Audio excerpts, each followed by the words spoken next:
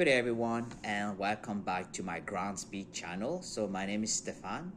I would like to start first with this video by thanking many of you who took time to watch my video and also to write down some comments. So really thank you very much for that. So this is really appreciated.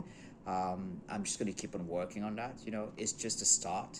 As I could see, sir, yeah, trying to be present on all social media, pretty much like everything that is available right now, using Facebook, like Instagram, all of the stuff. So yeah, it's a fresh new start, I would say. But like I've mentioned yesterday, I'm really excited about this. And without any further ado, so let's get started with the very first video about a like grappling event. It was hosted last night and I completely forgot about it, to be honest with you. Like I knew there was a who is number one like pro grappling event anytime soon, but I had no idea like it will be held on Thursday.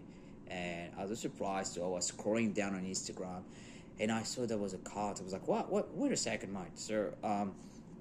Open the card and see exactly, is that on today or will I be hosted during the weekend or even next week. So I logged in on my Flograppling account and I saw there was a live event, so just decided to click on live, and what a surprise. So the matches last night were a banger. It was on fire, to be honest with you. Like I haven't really seen like so many like fights with so many actions, and it was just fireworks all over the place. Um, First fight I watched last night was the what was that again? It was the fight between Jake and Isaac Michel. So Jake just got his black belt recently, I believe so. And he was performing quite good. So I've seen some of his results from the IBJJF competition, and he's doing quite good in no gi.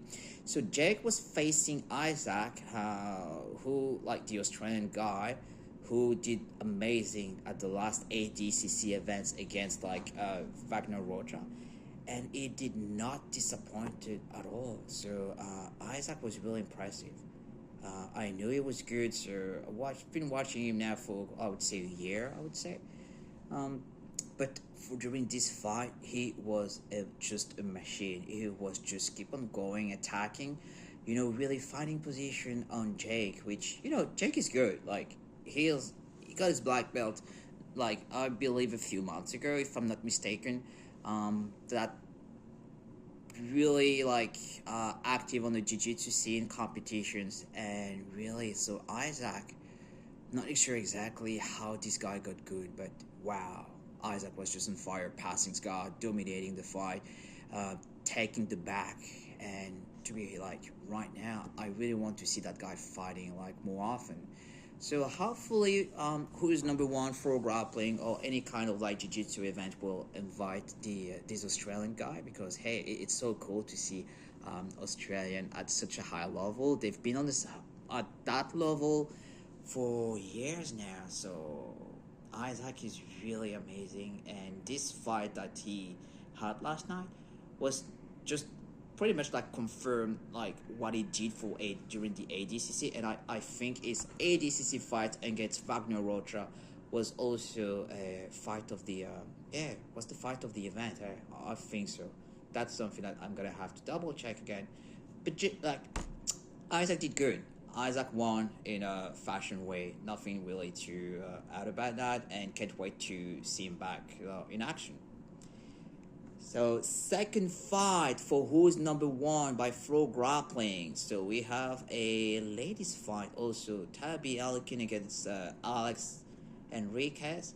So those are really active also on the jiu-jitsu scene. So I think Alex got a black belt. Was that last year? Can't remember exactly. But yeah, so there was a lot of actions, and it's so good to see like girls fighting at such like with a large audience, reaching such a large audience, and also I display some really great jiu-jitsu. So I was really impressed with those two girls, like giving pretty much like what they have on the mats. And no, it was also like packed full of actions, exactly like Jake and Isaac. So Tabby and Alex put on a really good show. Really, that was great to see those two girls fighting. Decision went to was that for Tabby? I think that was for Tabby. Yeah, yeah. Tabby took the win, and yeah. So let's see what's gonna happen next for her. But they're still young. Like they're still in their early mid 20s, so they have like a really bright future if they keep on doing what they do. So that's amazing. Third fight I watched was the Dante Leon against the Marcellus Garcia guy who fought the ADCC twice in 2019 and also 2022 in the 66 division. All right, so Ruan, that's the name of the guy. So Ruan fought Dante Leon. Hey, Dante Leon, the Canadian guy, he was just a machine. So you can tell like all the experience he has. He was so calm, relaxed during the fight. The Brazilian guy did really good. So he took like Dante Leon, like I think it was like 3 times down. So he took him down 3 times, and yeah, so he was really going for it, which is good. This is really like especially when it comes for Nogi, because you do have a lot of actions. It's quite fast, and who is number one really emphasize about, hey, so we want to see some action here.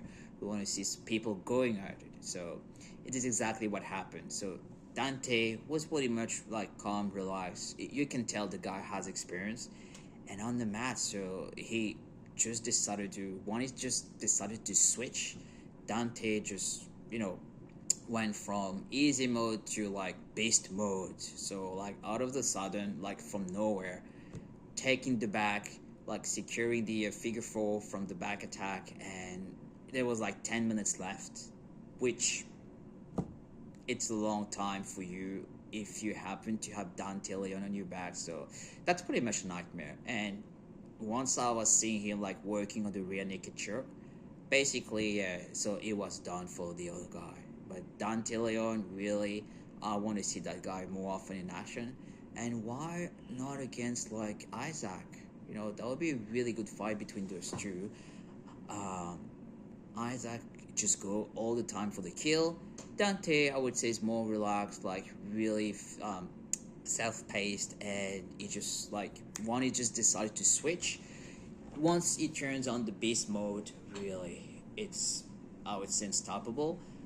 Dante had some really good fight against Mika Galvao, and he didn't really do bad. Like he got like bronze medal at the last ADCC, and I really want to see again like Dante in the future. Why not against Mika Galvao? Because hey, he gave Mika Galvao a really hard time. So I'm really happy about the first 3 matches I watched.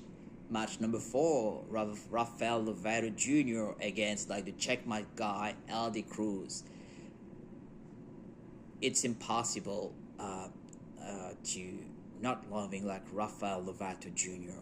This guy, this is like what, like 40 now? Like, yeah, I think he's like 39, 40 years of age. He's been on the scene for ages. So he's like one of the dinosaurs of the sport, really. And it's so cool to see him still like active on the scene.